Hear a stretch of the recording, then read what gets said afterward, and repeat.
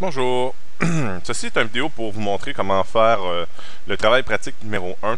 Donc essentiellement, ce qu'on veut faire, c'est une recherche visuelle et je vais vous montrer comment faire un mood board et comment faire pardon, vos thumbnails.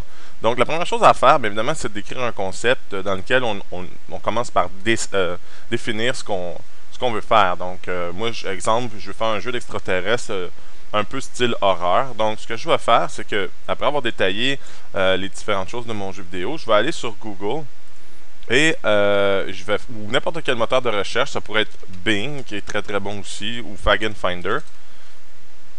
Et je vais aller dans la section images et je vais taper exemple ce que je veux rechercher. Fait qu'exemple Alien. Fait que je vais faire Alien et ça va me donner certaines images, comme vous voyez ici. Fait que là, ce qu'on fait pour commencer, c'est qu'on y va un petit peu sporadiquement, parce qu'on sait pas trop encore ce qu'on veut. Fait que on va y aller puis on va juste cliquer sur les images qu'on veut avoir. Un bon truc, c'est que toutes les images qui nous intéressent, on peut tenir la touche enfoncée CTRL et cliquer sur l'image et ça va ouvrir un autre onglet. Donc on ne sort pas de la page principale.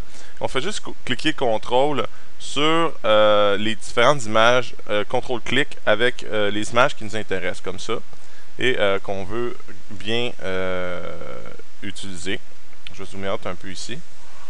Donc on continue comme ça avec toutes les images qui peuvent être intéressantes ou qui peuvent être complètement aussi l'opposé de ce qu'on avait pensé. Donc si ça représente vraiment un à ne pas faire, ça peut être intéressant d'aller les chercher aussi. Donc je continue comme ça et je vais en chercher quelques-unes.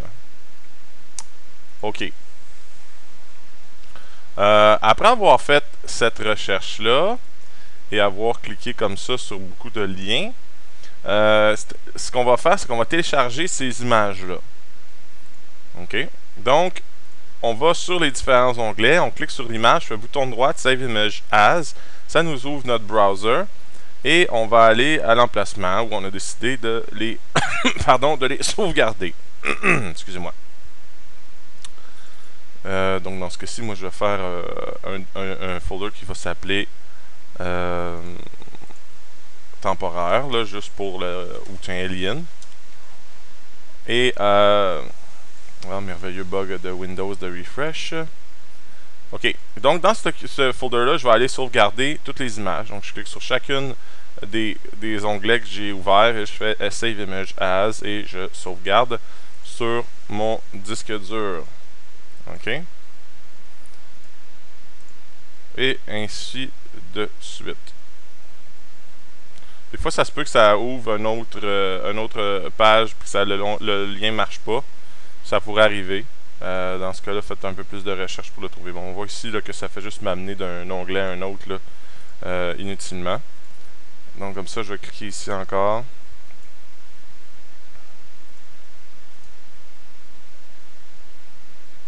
Et voilà. Donc, je vais sauvegarder cette image-là. Alors, on la sauvegarde au même endroit. Bon.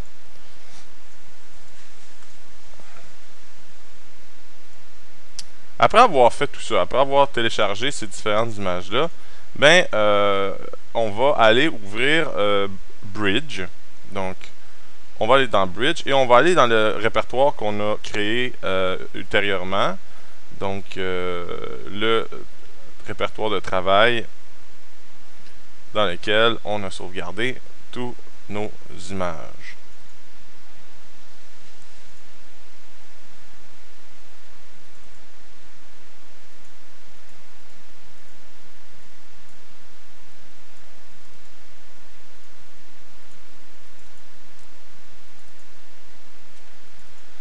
OK, une fois qu'on a on est à l'emplacement, vous allez voir que les différentes icônes vont s'afficher au bas de l'écran. Alors pour faire un thumbnail, ce qu'on va faire, c'est qu'on va choisir tous ce qu'on aime, ce qu'on trouve qui est bon. Fait que dans ce cas-ci, exemple, je pourrais dire, ben, je veux pas des aliens qui ressemblent à Alien le film, je veux des aliens qui ressemblent à des humanoïdes, style horreur. Fait que je vais aller shift-cliquer sur tous ceux qui m'intéressent. Une fois que c'est fait, ben, je peux aller choisir ici en haut, est-ce que je veux faire un contact sheet de 4x5, 5x8, 2x2, et ça va essentiellement mettre un nombre d'images dans l'écran. Donc, dépendamment du nombre d'images qu'on a, on peut choisir ça. Faire Refresh Preview. Et vous allez voir que ça va nous préparer un PDF. Donc, à ce moment-là, le PDF est créé, est en train de se préparer. Et vous voyez le résultat à l'écran. Donc, ça va me donner 4 images par page. Bon, dans le cas des thumbnails, généralement, on veut quelque chose de plus comme 5 par 8, puis on va en mettre plus que 3. Hein. L'idée, c'est de représenter l'idée générale de ce qu'on veut dans notre projet de jeu. Donc, une fois que c'est fait, je fais Save. Je clique ici. Je vais au bon emplacement. Et je sauvegarde ce document PDF-là comme personnage, bon, en tout cas, comme je vous ai mentionné dans le TP. OK. Par la suite aussi, je vous ai demandé de faire des moodboards. Les moodboards, ça se fait pas tout à fait de la même façon. Les contact sheets, c'est vraiment juste pour montrer une panoplie. Donc, vous devriez en avoir vraiment beaucoup, une panoplie de différents styles qui pourraient être susceptibles d'être dans votre jeu ou qui pourraient servir d'inspiration. Ensuite de ça, le moodboard, c'est plus pour indiquer où on veut aller. Fait que ce qu'on fait, c'est qu'on fait un nouveau document. Généralement, moi, je le fais comme un 8,5 par 11, mais je le fais 8 par 10,5 pour laisser un peu de place pour les marges, pour l'impression. Donc, j'ouvre ce document-là. On le met en suffisante DPI, en format de suffisant DPI aussi. Là, quand vous faites le fichier, vous pouvez écrire la résolution. Moi, j'ai mis 300. Et on va aller chercher toutes les images qui ont été downloadées de l'Internet.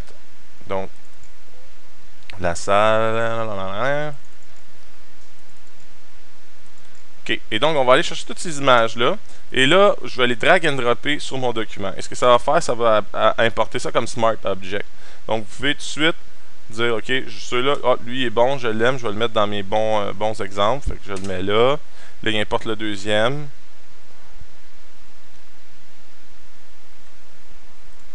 Là, j'ai importé mon PDF aussi. Celui-là, je sais que ça va aller dans mes pas bons.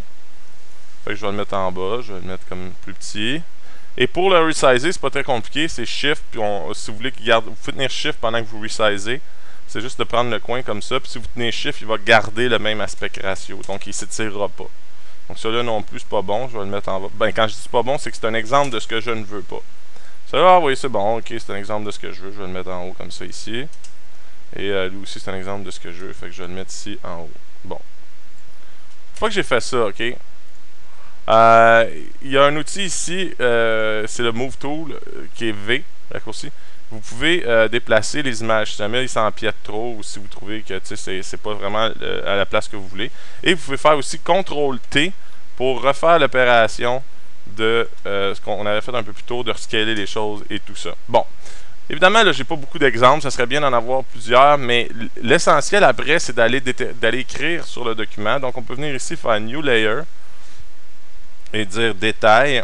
Et là, on peut venir indiquer ce qu'on aime et ce qu'on n'aime pas. Donc, souvent, moi, je prends le Brush Tool.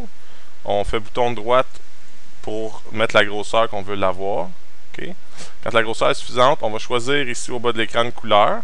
Je vais mettre vert pour ce que j'aime. Et là, je vais aller encercler ce que j'aime, ok? Fait que, exemple ici, je pourrais dire, ok, j'aime ça ici, l'espèce d'angularité qu'il y a là. Je veux montrer que les features, c'est comme squelettique un peu, j'aime ça.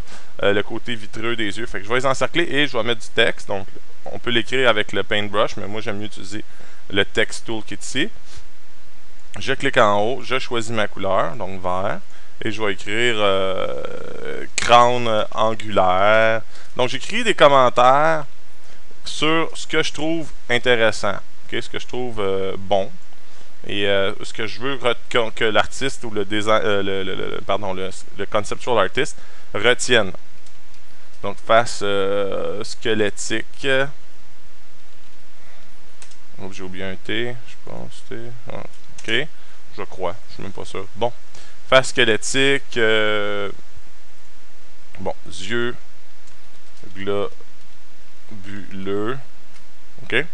Et donc, on va écrire comme ça plusieurs commentaires pour diriger essentiellement le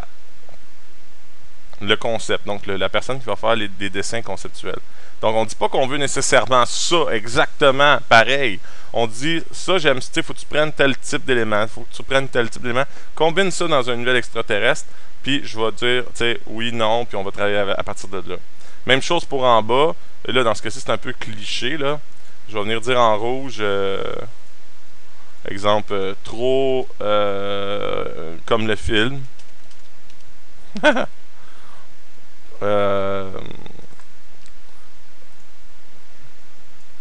Ou trop de détails.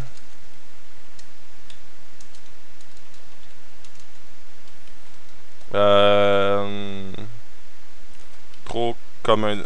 pas assez humanoïde.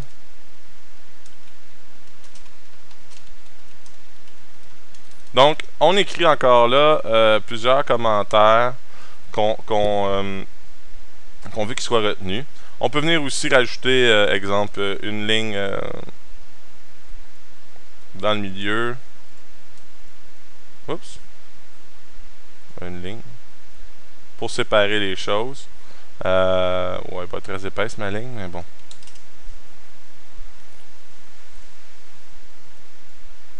Donc, j'ai ajouté une ligne comme ça au centre pour différencier les différentes parties. Et je peux même ajouter, généralement, ce qu'on peut faire, c'est qu'on va écrire no good dans la section du bas, exemple. Puis, on va écrire good en vert dans la section du haut.